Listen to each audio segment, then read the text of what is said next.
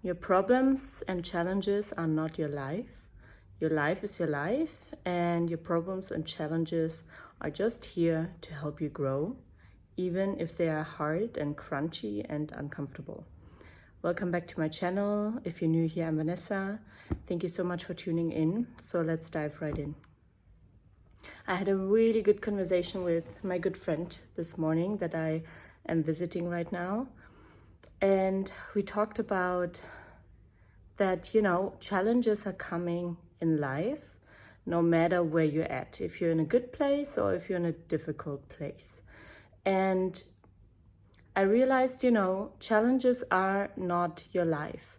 Your problems are not your life. And your limiting beliefs and the things that you don't like about yourself and the negative talk that is going on in your head, this is all not your life. So don't make it the center of your universe in terms of, letting it rule your life and letting it dictate how you live. Yeah, I think this is really, really, really important because often we're so identified with the narratives that we hear, with the limiting beliefs that we have about ourselves, with the fact that I'm not there where I want to be. I don't have the partner. We just broke up. I don't have that job yet. I am not where I want to be.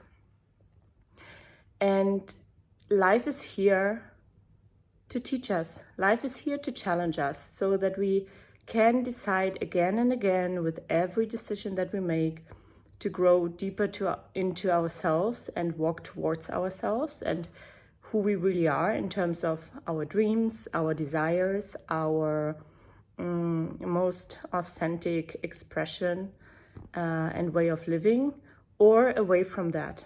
So that means in the direction of our conditioning, of our wounding, of our limiting beliefs. So that's all that we are not truly here to do. And what we can do is make that the center of our universe, like the problems that we have to deal with, or where we are not at yet, and stuff like that. Or you can say, what can I do to make myself feel happy right where I am, even though I don't have the financial stability, even though I don't have the partner or the perfect house or the career or the purpose, or I'm in the middle of my healing, not me, but like if you say like I'm in the middle of my healing and I have so much to work on, okay, let it be part of your life, but don't let it be your life. Don't let it be the center of everything. Take a breath, do things that bring you joy. This is so crucial, it's so simple, and it's so underrated. To take a breath and realize all that you're dealing with, although it may be hard and challenging, it's not the universe. Yeah, it's not like the center of your life. And you are capable of going through this because you've done hard things before. And I've said this in many videos already, but I really mean it. And this is something that you're responsible to remind yourself of. You're responsible to remind yourself of the fact that you are capable and that you are deserving. All of us are.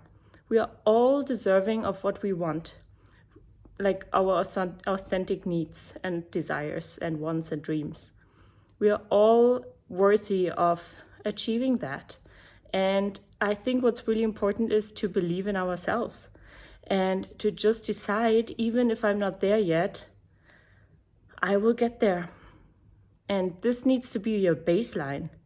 Even if you're not fully believing it yet, and if you're doubting it sometimes, you need to have this as your baseline, and also sometimes step out of the narratives and the healing processes and the next, healing session or the next biohacking or, I don't know, the next confrontation. Step out of this sometimes. It's just as important to let yourself be and, I don't know, sit in the sun, have a drink with a friend, have a coffee or a tea or matcha or whatever you prefer, go for a swim, Just do something silly. Watch a silly YouTube video. I don't know, whatever it is. But don't get too caught up. Don't get too serious with life, because this is not the purpose of life.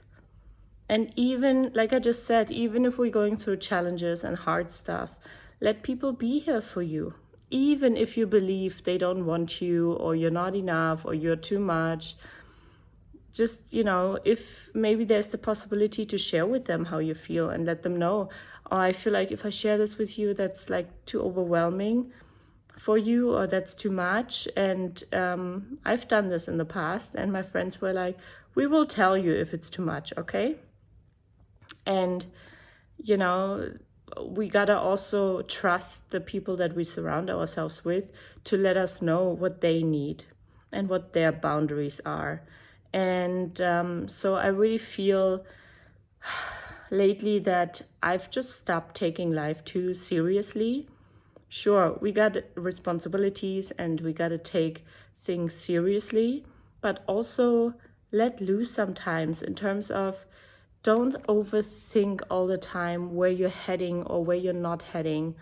And it also is about like focusing your thinking mind, like where your thinking goes. Notice if your thinking immediately goes to the bad stuff, to the worst case scenarios, to what could go wrong, and check if it actually happened yet, or if you're just dramatizing it. Or I don't mean this in a negative way, but if you are worst case scenario doom spiraling yourself, because this all only happens in your head, and you can take responsibility over your thoughts. We don't know that because it's unconscious. We're thinking this unconsciously, and we're so identified with it that we don't even realize that we have a choice if we engage into those spirals or not. And you can totally step out of it, but you need to bring awareness to it. So next time you feel yourself getting anxious or panicky or depressed, just notice it and see it as a signal that, hey, I am talking to myself in a negative way right now. What could be a simple action that would help me step out of it? For me, it's sometimes to just get up and go for a walk in the park, put myself laying on the grass for 10 minutes, and I'm a different person. For you, it could be a cold shower. It could be making yourself a nice tea or whatever. It could be calling a friend. It could be going for a run. Whatever it is for you, and maybe you don't know it yet, and that's okay too. Just figure out what could be a ritual that brings you out of that. It could be a post-it on your mirror that tells you, don't believe everything you think, And I just really want to make this message just short and precise about the fact that you are not your thoughts. And it's your responsibility that if you are complaining about the life that you're living, and again, no judgment, I get it. I'm just like, being a little direct with this, because I wish somebody had been direct with me about the fact that I have the power to change the direction of my thoughts. And you may say now, yeah, but how should I control my thoughts? It's not about controlling. It's about observing what is the narrative that you're telling yourself, and then deciding, even though you're not 100% certain, or you may be doubting that, but you're deciding, I'm not subscribing to that story anymore. I'm not subscribing to that BS anymore. I'm deciding that I am worthy and deserving, and I'm just going to go down that route now, and I'm deciding that my issues or my challenges are not the center stage of my story and of my life. Yes, we all have problems and challenges, and that's just part of life. That's how we grow. And with every decision, like I just said, we go in the direction towards ourselves or away from ourselves. And even that doesn't need to make you anxious, because there's no perfection. Even though you're saying now, oh, but I don't know when I walk towards myself or away from myself. This is why it's good to start, taking action on your intuition to see, ooh, can I trust it? What does my intuition feel like? Does it feel like that? Or am I following my thoughts? Okay, that's my thoughts. So let me try and follow the voice in my stomach or in my heart. Yeah, and or in my gut. And this is how you learn to trust yourself. So don't be afraid to make mistakes, because even if you make a mistake, afterwards you will learn that this is not how you want it to be. And this is a great learning as well. We talked about today, like being in relationships and sometimes not knowing for sure if this is your partner forever, or if this is the career forever, or whatever. And you will not know until you just make a decision and go with what feels best in the moment. Also, use your mind, sure, but don't let your logic overpower your heart and your authentic desires and needs, your authentic needs as well. And then make a decision. Make an educated by heart and mind decision. And if things don't work out, that's okay. We're all so afraid of failure. We're all so afraid of losing time and not being efficient and messing up. There is no failure and there is no messing up, and there is also no need to be efficient. We're gonna make the experiences that we need in order to learn what we need to learn about ourselves, in order to, going forward, take decisions that are more aligned. So by making mistakes, you're actually learning more about yourself and what you want and don't want than if you are going straight and follow your intuition. There is, again, no better or worse. If we make a mistake, so to say, we are also learning something valuable about ourselves that we didn't know before. And that is very important, because you wouldn't have learned that otherwise. So there's no right or wrong. Do you get it? So don't be so afraid to make mistakes. It's okay, you're a human being. You're not a machine, you're not an algorithm, you're not an AI. You cannot predict the future. So all you can do is cultivate your sense of direction, your compass, and that is your intuition. That is understanding what are my core needs and what are my core values. What do I need? What is the bottom line? And many of us don't even know what we need. Many of us tolerate jobs and relationships and circumstances because growing up, you learned that this is the normal and you felt like that is safe, but that's not actually safe in many cases. It's only familiar, and that's why we recreate those cycles again and again and again in life until we realize, oh, again I'm in pain. Oh, I'm again in this breakup. Oh, I'm again in this terrible job that sucks my energy. Oh, I'm again in this circumstance where I'm not appreciated. Yes, why? Because you're supposed to realize, and this is the mirror effect, you're shown your needs aren't met here. And if your needs aren't met, you need to be confident enough to decide to walk away and decide, I deserve to have my needs met. And I deserve to live a life where having my core needs met is the baseline.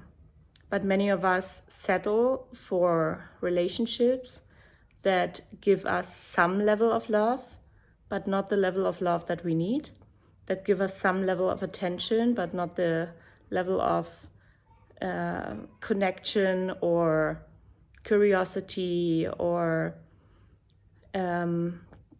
passion or togetherness that we need. Do you know what I mean?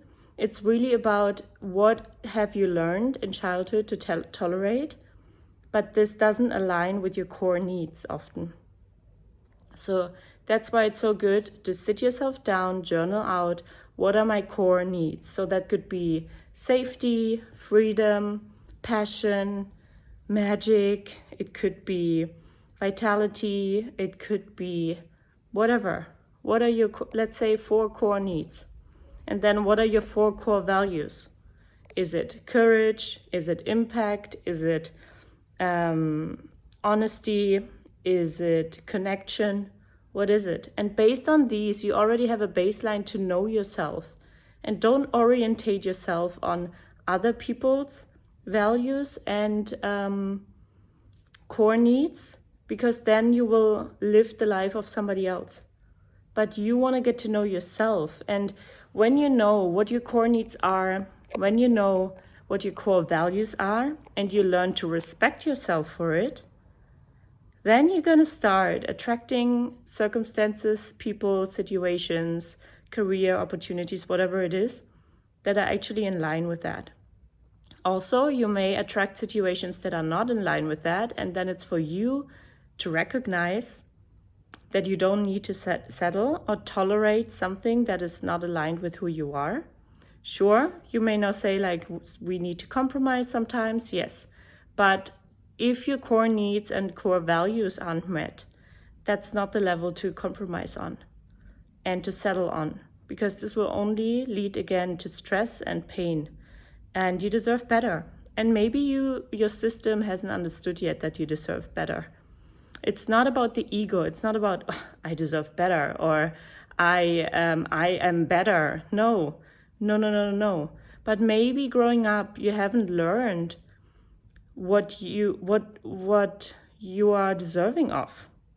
You know, for me growing up, I didn't learn what love is. I didn't get the emotional connection and reassurance that I needed. And I'm not blaming my parents. They did the best job that they could with the tools and with the capacity that they had. Absolutely.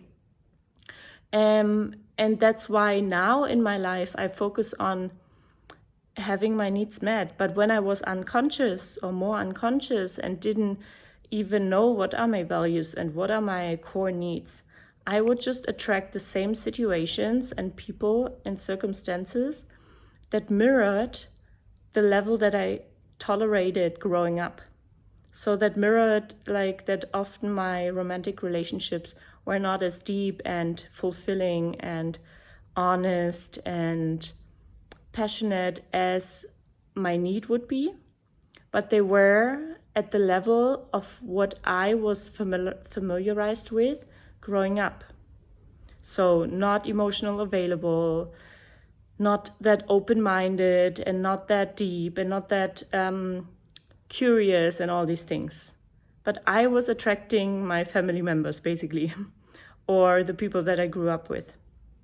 So when you know what you need, you can now later in life as an adult start to focus on creating a life where you first of all meet your needs, and then invite people that meet your needs. And sometimes, you know, people don't know what our values and needs are, so you gotta communicate them and don't hide them, because if you hide them, you will attract people that again are based on your familiarity in order to heal old patterns that you carry within you. And sometimes that's okay, because sometimes people are ready to grow and ready to accept who you really are when you get to know them a little more, or they get to know you a little more. And then you dare to open up and say, wow, one of my core needs is really safety. I'm just giving one example. And then, you know, they may be able to say, oh, wow, I didn't know that. So what makes you feel safe? And you can have open dialogue and open communication. Yeah.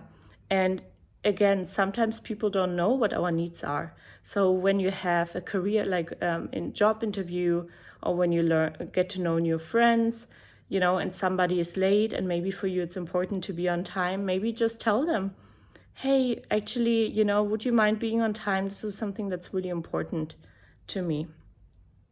Just tell them. But then again, the next thing is we all have, or not we all, but many of us have communication issues, because we learned when we state our needs, when we mention our needs, or share our needs, we will be either ridiculed or punished or not taken seriously, or whatever it is. That may not be for everybody. All I'm saying is that figure out what your fears are, but don't let them rule your life, you know?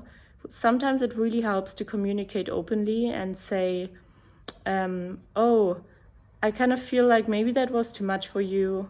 Is that so? Or hey, I kind of feel like this and this is important for me. Would that be okay for you if we did that? You know, like, don't be afraid to communicate. And if you're afraid to communicate because of whatever happened for you in the past, you're an adult now. You get to process that fear and start taking action on expressing yourself authentically.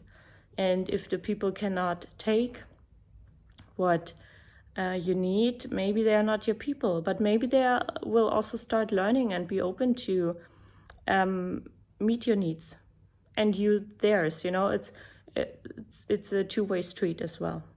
So yeah, that's what I wanted to share with you today. Something really that's a core foundational thing that's so important. So yeah, that's all from me today. Sending you lots and lots of love. If you like this video, please give it a thumbs up. And if you haven't yet, subscribe. Share below what maybe is hard for you, what you sometimes make the center of your life, your universe, but which may not deserve all that attention.